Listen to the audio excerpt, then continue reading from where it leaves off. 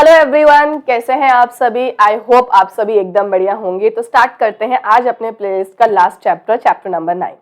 इस चैप्टर के बाद कुछ एमसीक्यू सेशंस लिए जाएंगे और वो यहाँ पे अपलोड कर दिए जाएंगे, बट आज अपने लास्ट चैप्टर पे डिस्कशन करते हैं।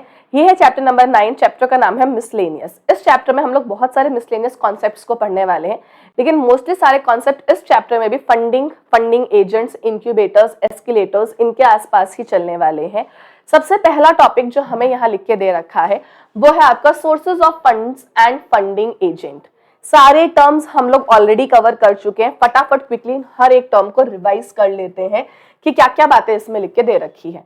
तो सोर्सेज ऑफ फंडिंग में सबसे पहला है बूटस्ट्रैपिंग।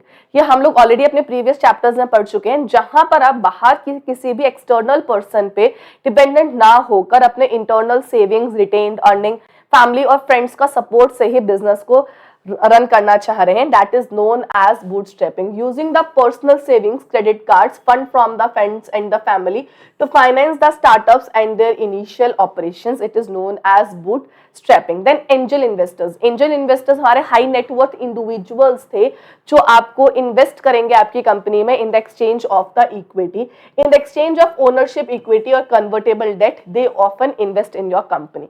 वेंचर कैपिटल्स कुछ ऑर्गेनाइजेशंस थी, कुछ फर्म्स थे, इन्वेस्टमेंट फर्म्स या फिर ऑर्गेनाइजेशन जो प्रोवाइड करेंगे capital to startup in exchange of the equity. दोनों के बीच का बेसिक डिफरेंस याद रखना। Angel investors are the individuals और venture capitals are the firm. दोनों ही इन एक्सचेंज ऑफ इक्विटी काम करते हैं। इन एक्सचेंज ऑफ इक्विटी दोनों फंड्स प्रोवाइड करेंगे, बस इनके लीगल स्ट्रक्चर में थोड़ा सा डिफरेंस आया है। क्राउड फंडिंग क्या था? आप बहुत सारे इंडिविजुअल से ऑनलाइन प्लेटफॉर्म के थ्रू छोटा छोटा अमाउंट ऑफ लोन लेने वाले हो।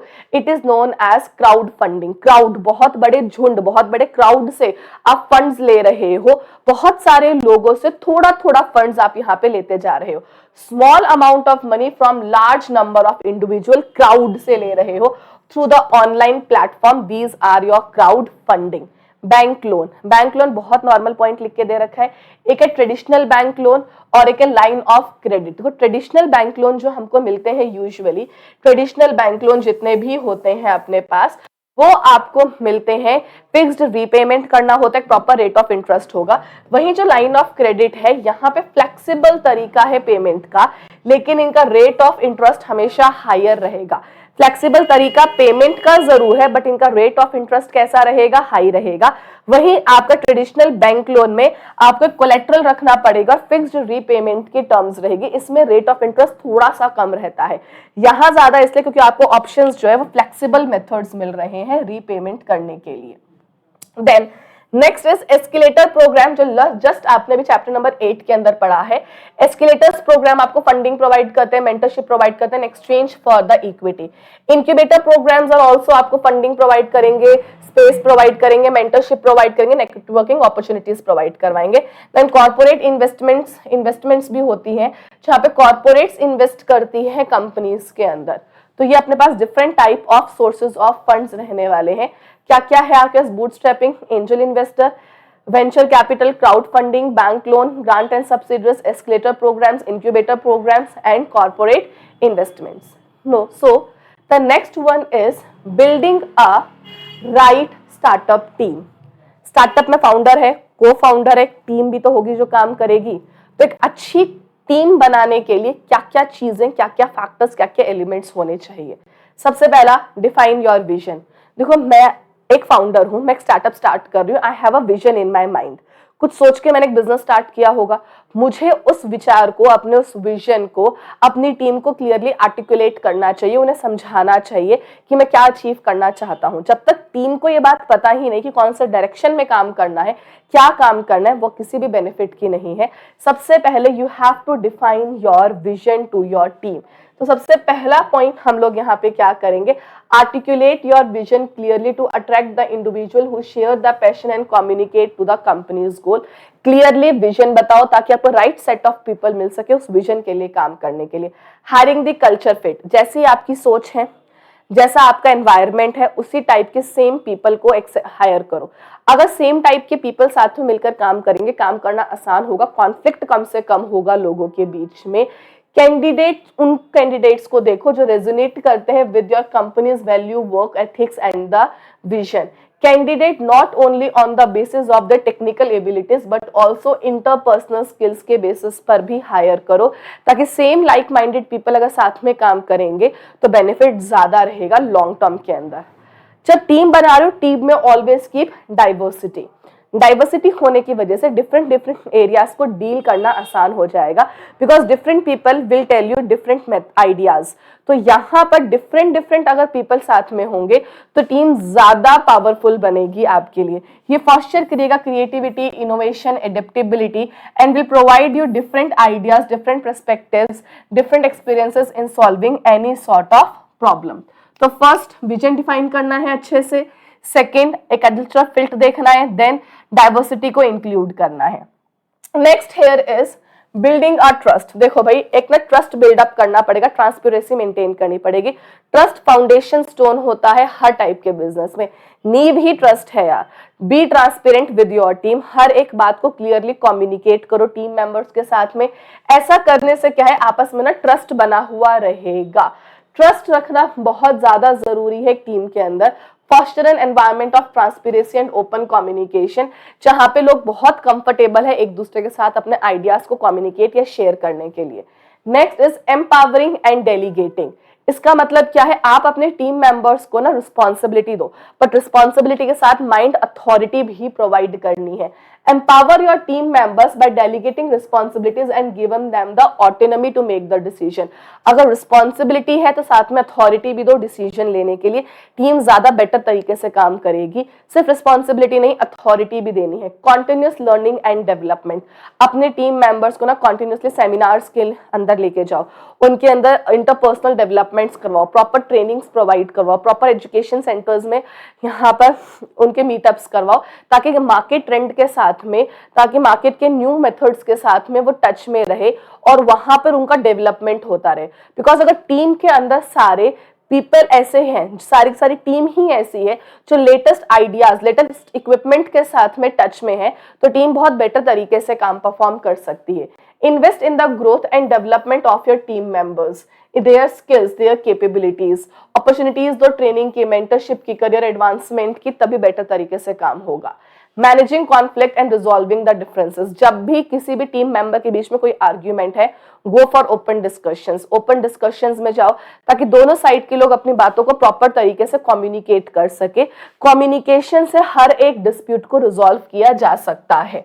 Encourage open dialogues and active listening to address the conflict and resolve the differences. बहुत ही कॉमन ग्राउंड है, म्यूचुअली अपने बेनिफिट सॉल्यूशंस के ऊपर आप यहाँ पे पहुंच सकते हो।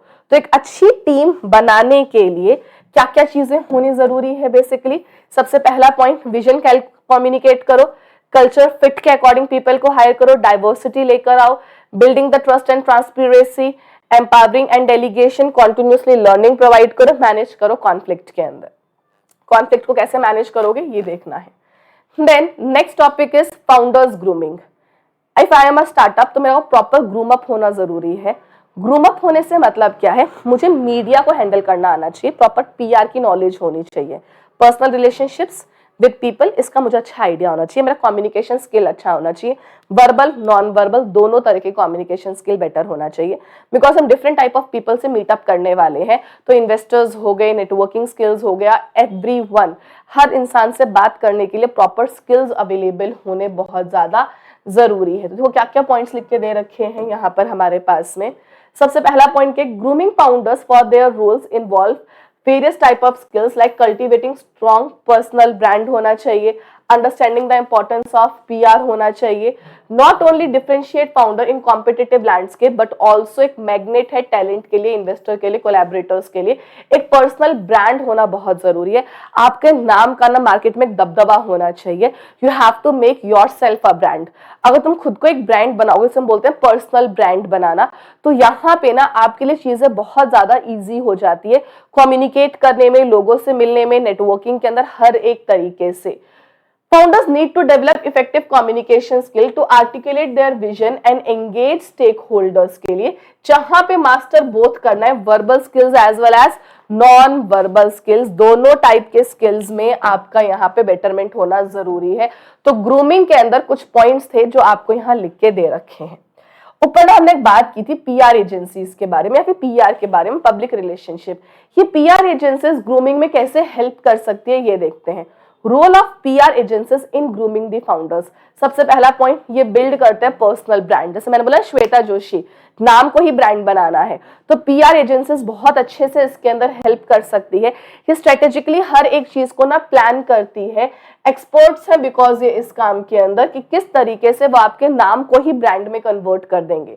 By strategically positioning themselves as industrially expert and thought leader, founders can differentiate themselves in the competitive landscape and attract the investors. आपको एक ब्रांड बना देंगे, आपको हर तरीके से बाकी लोगों से डिफरेंट प्रूफ करवा देंगे।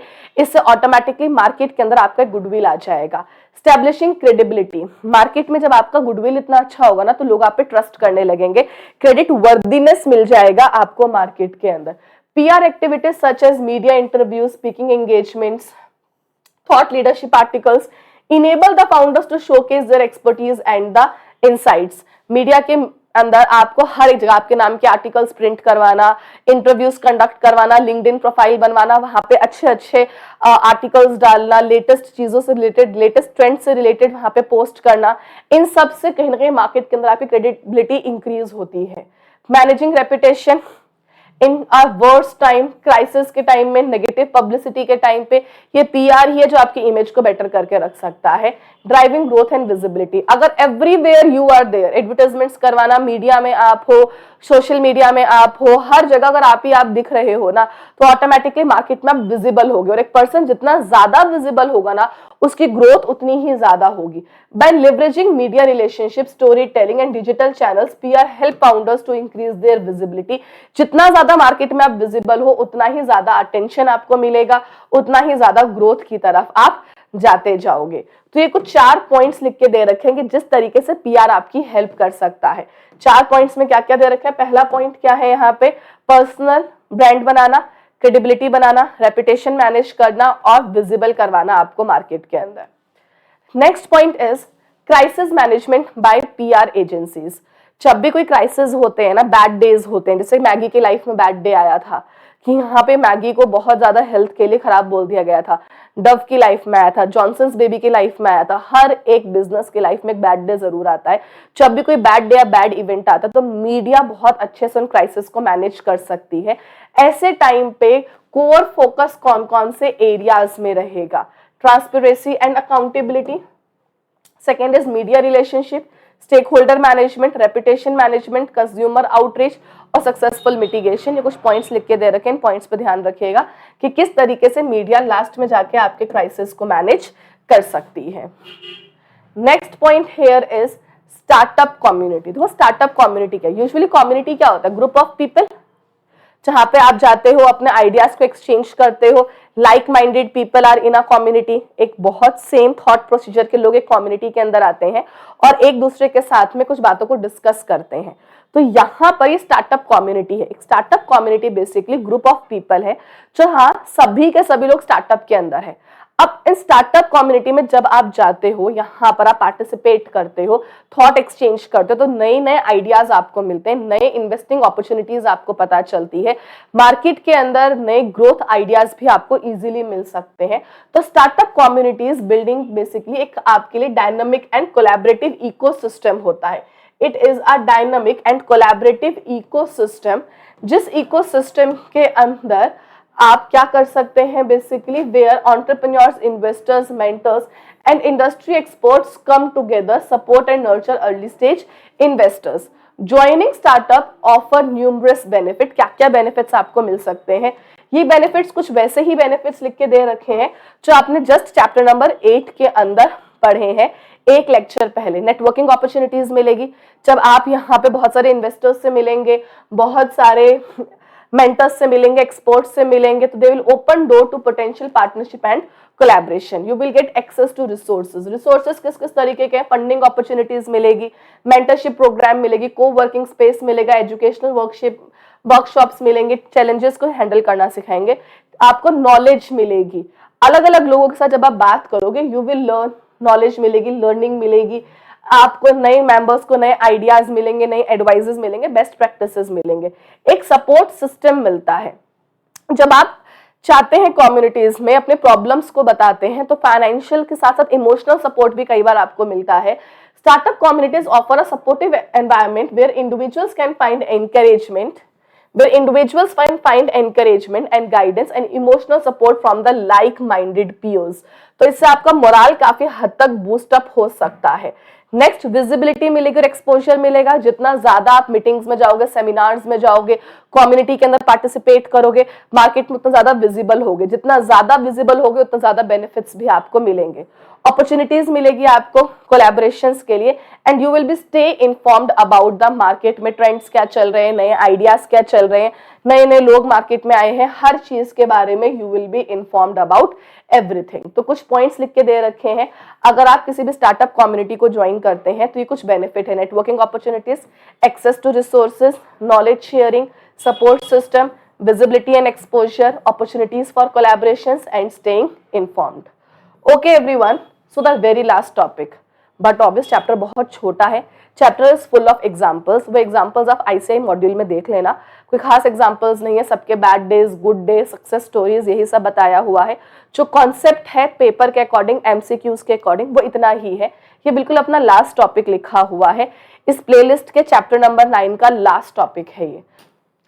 Some of the key things you know before joining a startup community। किसी भी स्टार्टअप कम्युनिटी को ज्वाइन करने से पहले कुछ कॉमन फैक्टर्स या कुछ कॉमन एस्पेक्ट्स जो आपको पता होने चाहिए। सबसे पहला पॉइंट, जब भी आप किसी स्टार्टअप कम्युनिटी को ज्वाइन करो, आपको ना स्टार्टअप से रिलेटेड टर्म्स पता होने चाहिए। जैसा हमने चैप्टर 1 के स्टार्टिंग में कहा था कि स्टार्टअप से रिलेटेड जितने भी टर्म्स अवेलेबल है मार्केट में, बिजनेस मॉडल क्या होता है, डिफरेंट टाइप ऑफ फंड्स क्या होंगे, सोर्सेज क्या रहेगा फंड्स का, each and everything should be clear. Take a time and learn the common startup terms and industry specific jargon, like terms relating to the fundings, like your seed round क्या होता है, pre seed round क्या होता है, series A funding क्या होती है, business model and growth strategies, MVP banana, product market fit बनाना, ये सारे terms के बारे में आपको आइडिया होना चाहिए। After that thing, research on industry trend। Stay tuned, आपको लेटेस्ट इंडस्ट्री ट्रेंड के बारे में पता होना चाहिए ताकि आप बेटर तरीके से कम्युनिकेट कर सको, बेटर तरीके से आप यहाँ पे अच्छे से अपने जितने भी कलीग साथ आप मिलने वाले हो कम्युनिटीज के अंदर, यहाँ पे उन सब बेटर तरीके से कम्युनिकेट करके अपने आइडियाज को बता सको, लेटेस्ट ट्रेंड के बारे में आप डिस्कशन कर सको। Stay updated on the current trend, challenges and opportunities with in the industry.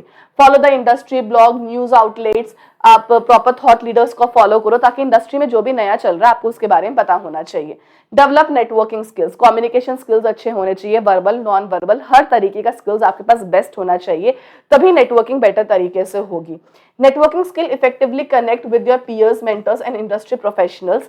आपको एक्टिवली लिसनिंग भी स्किल्स अच्छे होने चाहिए। देखो, कम्युनिकेशन स्किल्स के साथ साथ लिसनिंग स्किल्स बेस्ट होने चाहिए आपके पास में।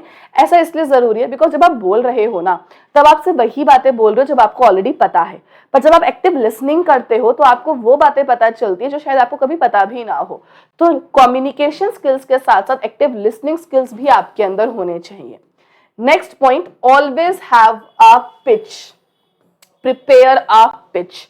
एक एलिवेटर पिच होनी चाहिए जहां पे आप क्या हो, आपका बिजनेस आइडिया क्या है, आपका विजन क्या चल रहा है, किस टाइप के फंड्स की आपको रिक्वायरमेंट है। एक पिच ना हमेशा तैयार रखो, और इस पिच को जब भी आप किसी इन्वेस्टर से मिलो, नेटवर्किंग के टाइम पर किसी भी मेंटर से मिलो, always elevate a pitch to them.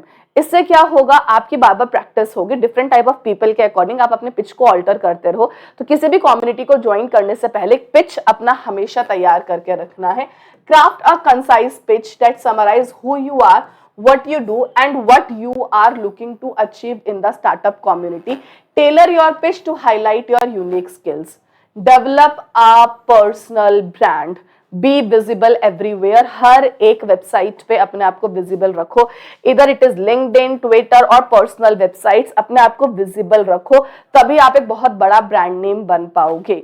तो किसी भी स्टार्टअप कम्युनिटी को ज्वाइन करने से पहले जो चीजें आपको क्लियरली पता होनी चाहिए, स्टार्टअप के नए टर्म्स पता होने चाहिए, नया इंडस्ट्री ट्रेंड पता होना चाहिए, develop networking skills, prepare your elevated pitch and develop a personal brand. ये कुछ फैक्टर्स हैं जिसके बारे में आपको क्लियरली पता होना चाहिए।